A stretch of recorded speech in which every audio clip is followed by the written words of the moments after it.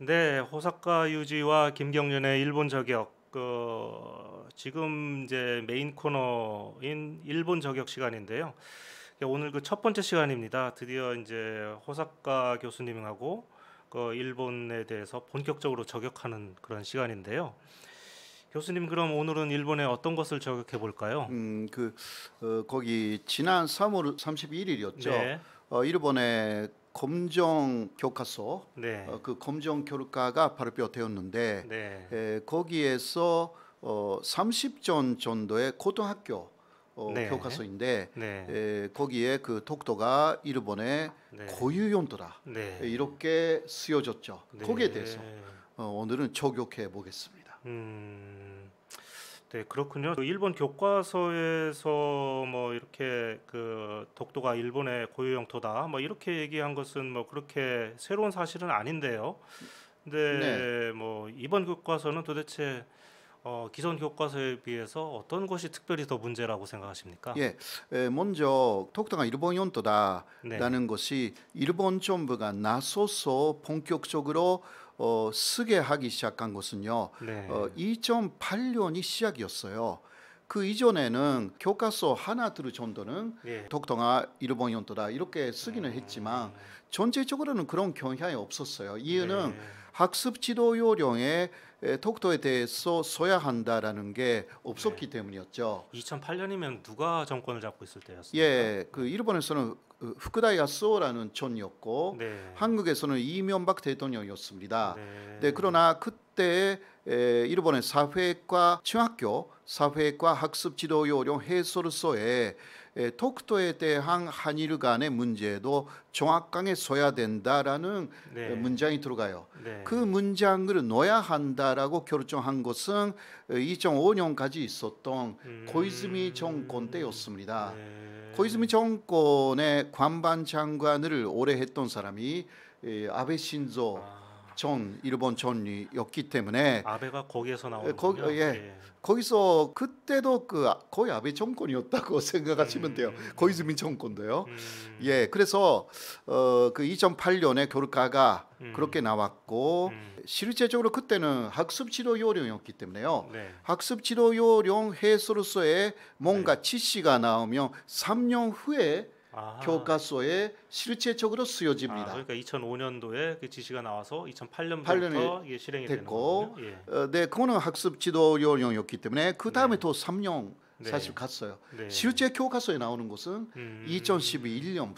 그렇습니까? 네네네. 예, 예.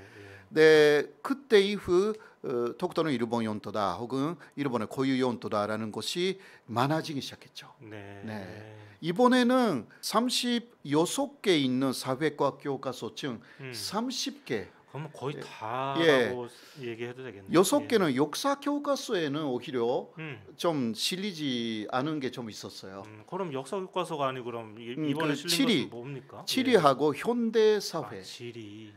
현대 사회 네. 일본에서 공공이라고 이름으로 붙인 예. 교재가 있는데요. 네. 근데 역사 교재에 쓰지 않는 이유도 좀 있어요. 음. 이번에는 좀 역사 교재도 많이 들어갔는데 네. 되도록 조금 피하는 이유가 네. 일본에서 네. 그때 역사 교과서에 독도 문제를 쓰면요. 네. 1905년 일본이 한국을 침략하는 아, 과정에서 이런. 독도가 예. 넘어갔다. 예. 이게 예. 보이니까 예. 예. 이게 역사 교과서에 오히려 아. 일본에서는 안 쓰는 경향이 네. 좀 있어요. 네. 그러나 치리는 네. 그냥 지도집 있잖아요. 네. 거기 그냥 독도는 일본 영토 음. 이렇게 기본적으로 쓰고 또 현대 사회에서는 이게 현재의 문제로서 네. 독도는 샌프란시스코 조약에서 네. 일본 것이 되었는데 음. 한국이 음. 독도를 불법으로 음. 점령해 있다 네. 이런 식으로 쓰는 거예요. 음. 그냥 연도 문제로만 음. 등갑시켜서 음. 그렇게 쓰는 경향이 있습니다. 앞에 문제는 다 빼버리고 예. 그냥 불쑥 그냥 플러스 그러니까 예. 침략 행위는 한국이 하고 있다 이런 식으로. 예. 일본이 그 아시아를 침략했는데 예를 들면 원폭을 우리는 맞았지 않느냐. 네. 그러니까 우리가 피해자다.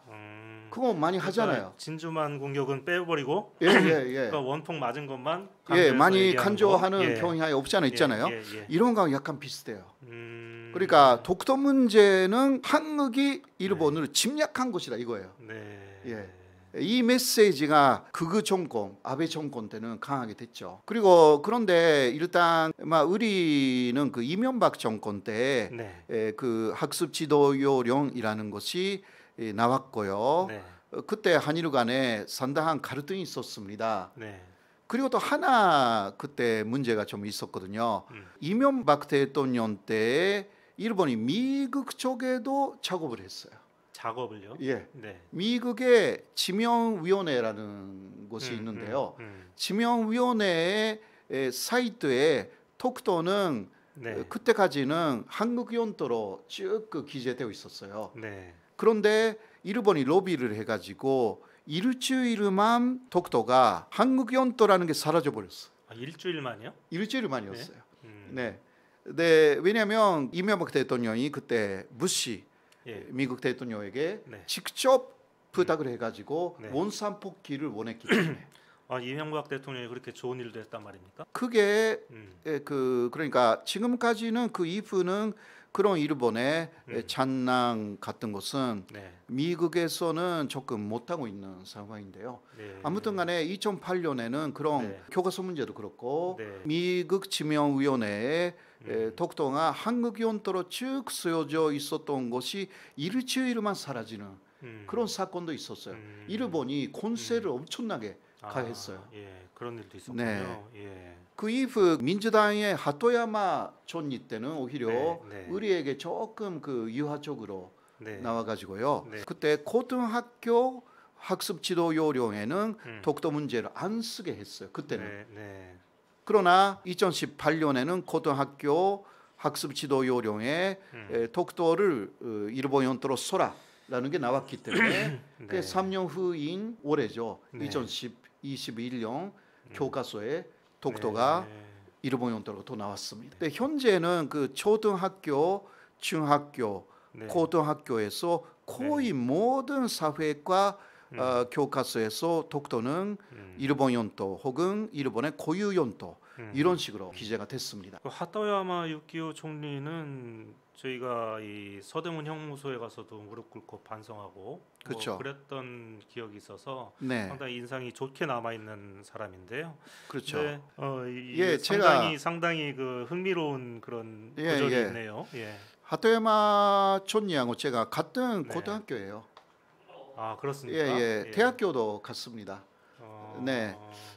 그래서 그 하토야마 총리가 퇴기 4개월 전에 한국에 왔습니다. 그런데 독도 문제를 좀 설명해 줄 수 있는 사람을 원했어요. 그래서 제가 불려서 갔습니다. 그렇게 해서 어떤 식당에서 한국에 서울에 그 하토야마 총리에게 제가 1시간 반 정도 독도 강의를 했습니다. 강의를 하셨어요? 그때는 그 역사적인 부분에서 쭉 이야기를 했어요. 그런데 상당히 납득을 했어요. 그러한 영향도 있지 않을까. 그럼 뭐 기본적인 상식이 있는 분 같으니까. 상식이 좀 있고요. 그리고 또 요새는 하토야마 총리가 됐죠. 이분이 독도가 또 한국 영토라고 또 주장해요. 요즘도 그렇고. 요즘은 그래요. 그 이유 중 하나가 아까 이야기한 그 미국의 지명위원회. 그것이 한국의 항의로 다시 독도는 한국 영토로 됐거든요. 그때 일본 정부는 미국에게 항의를 하지 않았다. 그러니까 독도가 한국 영토로 다시 쓰여졌을 때 항의했었어야 되는데 항의하지 않았기 때문에 독도가 한국 영토라는 것을 인정한 것이다.